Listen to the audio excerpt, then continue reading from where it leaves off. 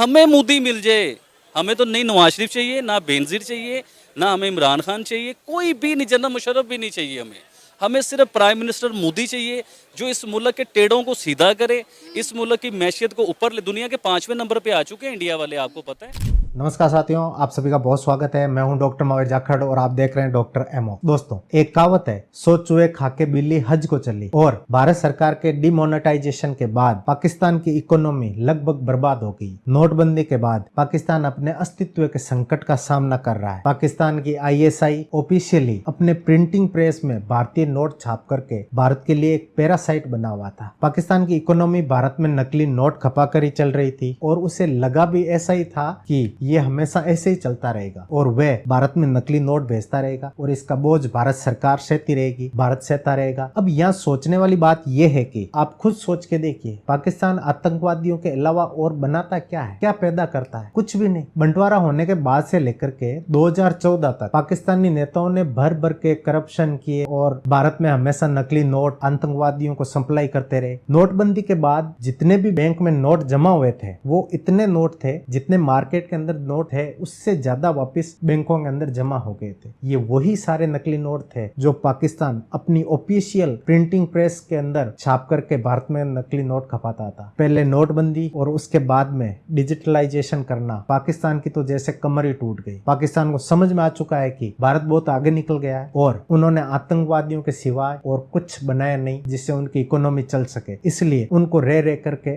अब अपने कुकर्म याद आ रहे हैं। ऐसा ही एक बयान पूर्व पाकिस्तानी प्रधानमंत्री नवाज शरीफ ने दिया है। उन्होंने कहा है कि लाहौर डिक्लेरेशन के बाद में हमने ही भारत के साथ दगेबाजी की थी। क्या था पूरा मामला, आज इसी बारे में बात करेंगे। पाकिस्तान के प्रधानमंत्री पूर्व प्रधानमंत्री नवाज शरीफ ने कबूल किया है कि अटल बिहारी वाजपेयी लाहौर दोस्ती करने के लिए आए, लेकिन पाकिस्तान ने धोखा दिया। पाकिस्तान ने संकेत भी दिए कि भारत की नई सरकार के साथ पाकिस्तान दोस्ती की कोशिश करने वाला है। जो आए अब के तो लौट कर फिर ना जा ये कोई। वैसे तो भारत पाकिस्तान की सरहद पर जंग होती है, कोई खेल नहीं, लेकिन कहा जाता है शायरों की रूह रूहानी होती है और गुलजार ने ये लाइनें लिखी है। साल 1999 में फरवरी का महीना था। भारत के तत्कालीन प्रधानमंत्री अटल बिहारी वाजपेयी सदा-ए-सरहद की शुरुआत करने लाहौर पहुंचते हैं। सदा-ए-सरहद बस सेवा को नाम दिया गया था जो दिल्ली और लाहौर के बीच में शुरू होनी थी। अटल बिहारी वाजपेयी पहले अमृतसर से ही बस को हरी झंडी दिखाने वाले थे, लेकिन पाकिस्तान के प्रधानमंत्री नवाज शरीफ ने कहा कि साहब, हमारे दर तक आए हो और बिना मिले लौट जाए, ऐसा हो नहीं सकता। यात्रा का आगाज मेहमानबाजी से शुरू हुआ।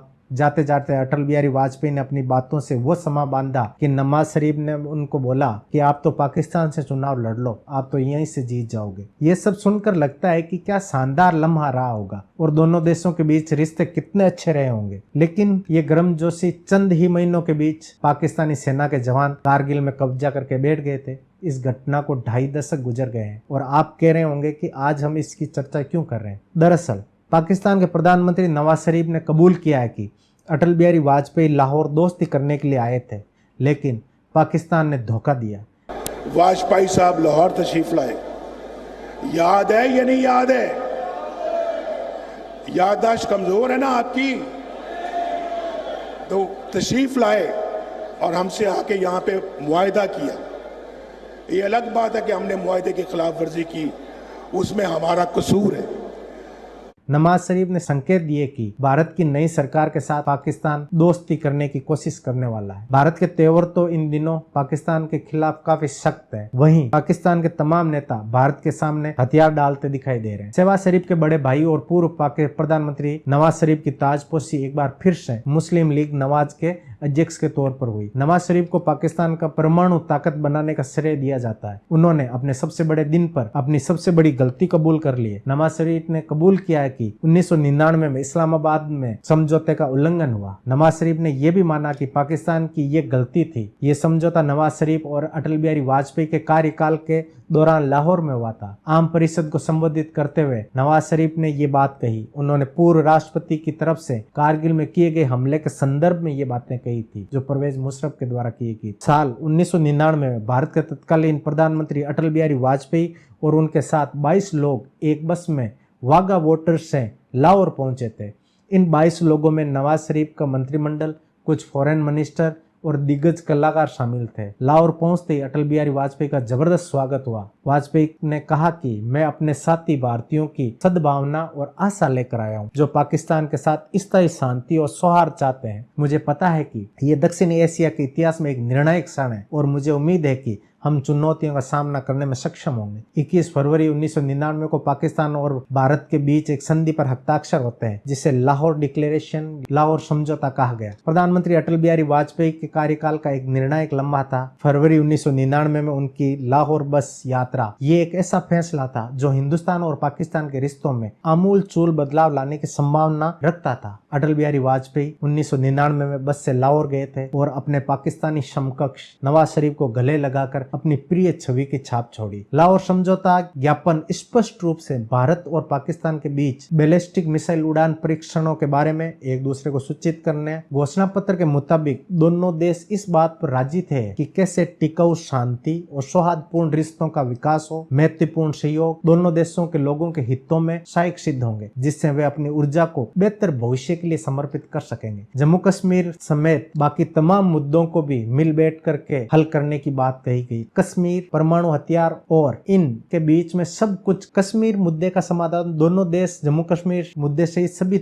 मुद्दों को हल करने के लिए अपने प्रयासों को तेज करने पर सहमत हुए थे। दोनों नेताओं ने आतंकवाद के सभी रूपों और अभिव्यक्तियों की निंदा की और इससे के खतरे से निपटने के लिए अपना दृढ़ संकल्प व्यक्त किया। परमाणु हथियारों से निपटना, भारत और पाकिस्तान परमाणु हथियारों के किसी भी अनधिकृत उपयोग के जोखिम को कम करने के लिए तत्काल प्रभाव से कदम उठाने के लिए प्रतिबद्ध है, ऐसी उस घोषणा में बात कही गई थी। विश्वास निर्माण उपायों के महत्व पर जोर दिया गया। दोनों देशों ने परमाणु निरस्त्रीकरण प्रसार के प्रति अपनी प्रतिबद्धता दोहराई। बातचीत पर फोकस, समस्त द्विपक्षीय एजेंडे शीघ्र और सकारात्मक परिणामों के लिए बातचीत प्रक्रिया को तेज करने की सहमति हुई। सार्क लक्ष्यों के प्रति प्रतिबद्धता, घोषणा ने दक्षिणी एशियाई क्षेत्रीय सहयोग संगठन सार्क के लक्ष्यों और उद्देश्यों के प्रति अपनी प्रतिबद्धता की पुष्टि की। उसका उद्देश्य दक्षिण एशिया के लोगों के कल्याण को बढ़ावा देना और त्वरित आर्थिक विकास और सामाजिक प्रगति और सांस्कृतिक विकास के माध्यम से उनके जीवन की गुणवत्ता में सुधार करना था। मानव अधिकारों की सुरक्षा और मौलिक स्वतंत्रता को बढ़ावा देना और उनकी रक्षा करने के लिए भी प्रतिबद्ध किया गया। शांति और सद्भाव के बीच इस समझौते को अभी 2 महीने नहीं हुए थे कि 1999 में पाकिस्तान ने कारगिल में जंग छेड़ दी। 3 मई 1999 की वो तारीख जब कारगिल की ऊंची पहाड़ियों पर पाकिस्तान के सैनिकों ने कब्जा कर लिया, जिसके बाद 18,000 फीट की ऊंचाई पर तिरंगा लहराने के लिए भारतीय सेना के शूरवीरों ने ऑपरेशन विजय का इतिहास रचा। नवाज को ये भी लगता है कि भारत के साथ संबंध सुधार कर ही पाकिस्तान के अच्छे दिन आ पाएंगे। नवाज शरीफ इस बात के भी संकेत दिए हैं कि शहबाज शरीफ की अगुवाई में वाली सरकार भारत में नई सरकार के गठन के बाद फिर से संबंध सुधारने की तैयारी कर रही है। नवाज शरीफ कह रहे हैं कि जो काम 1998 में वो नहीं कर पाए, उसे शहबाज शरीफ 2024 में करके दिखाएंगे, यानी भारत से संबंधों को सुधारेंगे। शहबाज सरकार के कई मंत्रियों ने भी भारत के साथ व्यापार शुरू करने के संकेत दिए थे, लेकिन जिस शख्स के पास इस सरकार का रिमोट कंट्रोल है, उसके बयान के बाद साफ है कि सुलह की कोशिशें शुरू कर दी गई है। अब भारत में नई सरकार के गठन के बाद पाकिस्तान की पेशकश पर फैसला हो सकता है। बाकी आपको क्या लगता है, पाकिस्तान पर भरोसा करना चाहिए या नहीं? कमेंट करके जरूर बताइएगा। वीडियो अच्छा लगा तो चैनल को सब्सक्राइब करें, लगे हाथ लाइक और शेयर भी करें। आप अपना बहुत ख्याल रखिएगा।